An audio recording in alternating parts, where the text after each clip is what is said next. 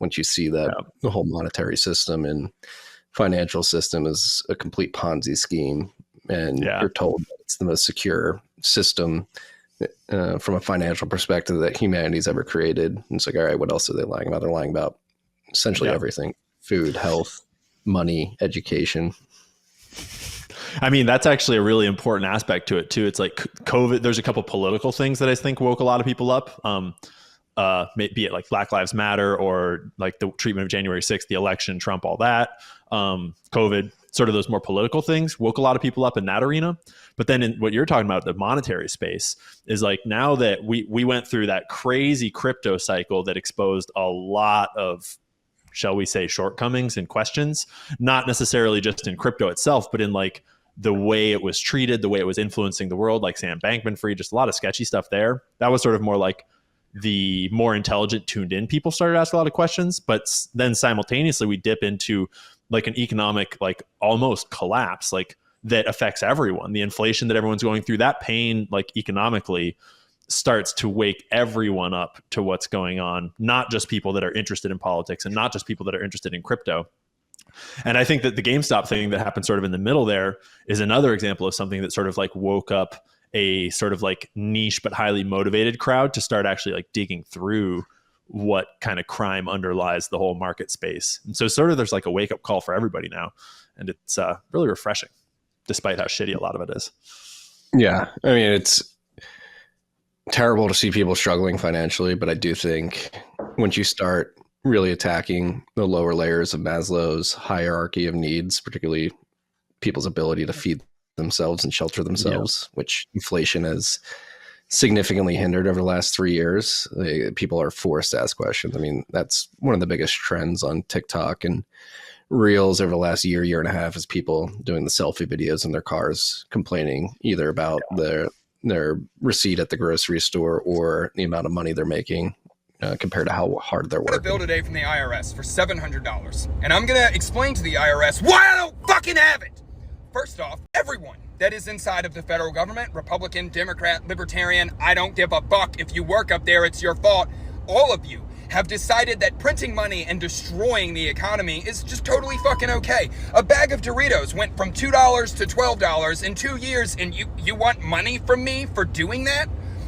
On top of that, I don't have any money because you're taking 60% of what I make through my LLC and absolutely crushing small businesses. And on top of that, the only reason I'm a small business is because during the imagination period of the flu scare of 2019 until fucking forever, I guess, you mandated that I take an imagination shot that I didn't need and no one knew anything about. And if I didn't take it, you took my fucking career away from me. You took my ability to feed my child. You took that away from me. And for 2 years, I have sold t-shirts in parking lots, and I have worked this dead-end job at a gun store, and I have cut trees and mowed lawns and done anything I could. Everything I had to do just to feed my child. Not vacations, not new clothes, not a new truck, not thriving in my life, not living in my life, just surviving day to day. And if I don't pay you $700, I go to jail. What is slavery then? Yeah. It's the kind of thing that everyone can understand and everyone feels right there in their lives, regardless of your age, your demographic. Like, the only people that don't get that are the people doing extremely well. And not only is that a small group of people, but it's also sort of like inherently the group of people that are kind of in on it in certain ways, those benefiting off of the corruption. Be like, yeah, shit's fucked up, but we can build our way out of this. And the most important thing is to recognize that things are messed up, and the people that got us into this problem are not going to be the ones that get us out of it. Like, you've got to do some things yourself. What you're talking about this sort of like the black pill versus optimism. I think it's not a coincidence that the Bitcoin community is as like on balance is more engaged with sort of like personal wellness or health or fitness or like personal finance. Like, Bitcoiners tend to be more tuned in to the types of things that like you can do for yourself in your own life to make your own life better. And I think that that's a big part of this sort of nihilism is our culture and our education system and like everything about the way that most Americans and people around the world live today sort of inherently pushes you to feel powerless and to just sort of be a drone and to not have any influence or say in what's going on. And it's easy to feel that way when you're looking outwards at the world and looking at what you can't change out there. But the moment you start to look at your own life and think about like what you can do for your own health or do for your own happiness or do for just to like shrinking that bubble down can help that optimism immensely, because the world has always had a million horrible things and a million good things. It's like, you know, we are 8 billion people all going through this experience of life together. And I think it's easy to find, like, just because we have so much information now, it's easy to find all these problems in the world, but they were always there. Like, and in a lot of ways, it was probably worse before because no one knew about them. So it was like smooth operation for all these people that were trying to control things.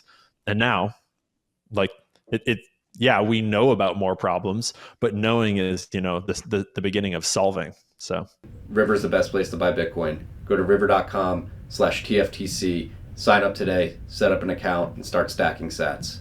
Back to the video. I thought it was like this grand conspiracy that was very obvious, like in the Davos class, like all getting together, and you learn about some of these people. Some of them are objectively idiots, and then others are more apt at actually getting things done. And then you have countervailing forces. Like one of my favorite theories that we've talked about on the show over the last couple of years with Tom Luongo from the Gold Goats and Guns podcast is he's pretty well convinced that what we're seeing here in the U.S. in terms of Federal Reserve policy over the last 2 years is enacted by Jerome Powell and the commercial banks that own the Federal Reserve, sort of attacking the Davos class in their banking system, because if they get their way, a CBDC will come to market, which will cut out the commercial banks. So the commercial banks are owners of the Federal Reserve and are using Jerome Powell as this weapon against the European-centric view of a future built on central bank digital currencies. And interesting.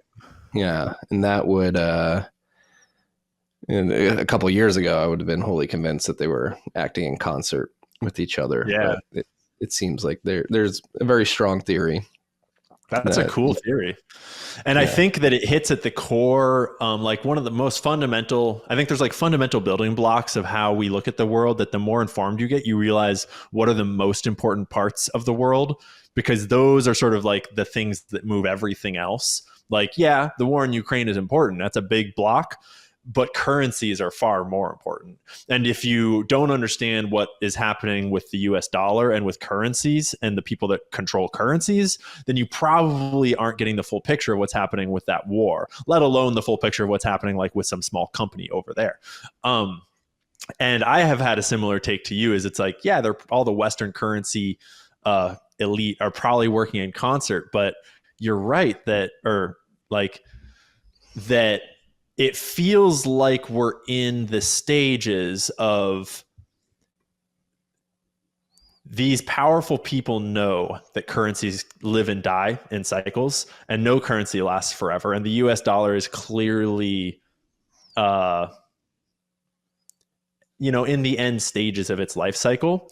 And so I think that, I don't know what version of it we're in, but we're in some version of the people that understand those things, like the central bankers, the banking families that have been doing this for generations. They understand that the US dollar is going down and it's time to replace it at some point in the next, 20, 10, 100 years.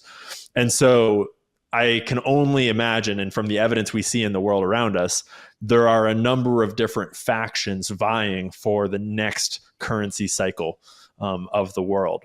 And you can trace that backwards in history, back through the pound and back further into history.